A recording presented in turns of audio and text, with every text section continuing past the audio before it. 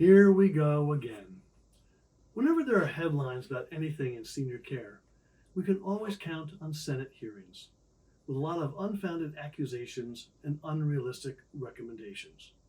This usually leads to a new commission being formed, the results of which are delivered a year later in 300 pages that no one reads, except perhaps Richard Mollett of the Long-Term Care Community Coalition, but that is his job. It is doubtful Liz Warren will read it. Let me start with Richard Mollett, who apparently claimed at the January 25th Senate hearing that there is a crisis in assisted living and compared assisted living today with nursing homes in the 1970s and 1980s. Really? Did he ever go into a nursing home back then? I did, and trust me, there is no comparison. And any crisis was not of their doing. It was the pandemic, and is now how to ramp up staffing and increase margins to afford the staffing, which comes at a higher cost. Assisted living mostly started as a hospitality model, but evolved into a healthcare model for two primary reasons.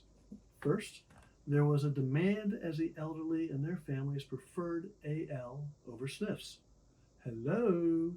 Second, people aged, became frailer, and needed more care, and if they could afford it, they chose assisted living. Why wouldn't you?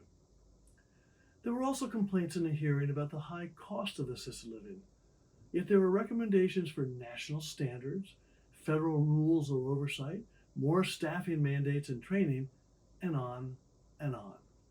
All of these cost money, and they would all drive up the cost. This will make assisted living affordable for a smaller and smaller share of the elderly population. That benefits no one. All one has to do is look at the disaster that regulations and miserly Medicaid reimbursement have done to the nursing home industry. Is that really what the expert presenters at the Senate hearing want? Of course not. But we all know that is exactly what would happen. There were also calls for a national database for all manner of facts and statistics about assisted living. If this is for the consumer's benefit, think again, as they will not do this kind of research and will most likely not understand much of it. For nursing homes, the only thing they really look at, if that, is the 5-star rating, and we all know how unreliable that can be. I think a national database would be beneficial to researchers, lawyers, academics, and people like me, but not the consumer. Now, it is not all roses for the assisted living sector. There have been too many providers over the years who, with soft census, open a memory care wing without having a clue about what that entails. Training has not been as good as it should be, and memory care was often seen as a way to increase rates, which it does. But you have to deliver. And we as an industry too often are not walking the memory care walk as well as we have promised.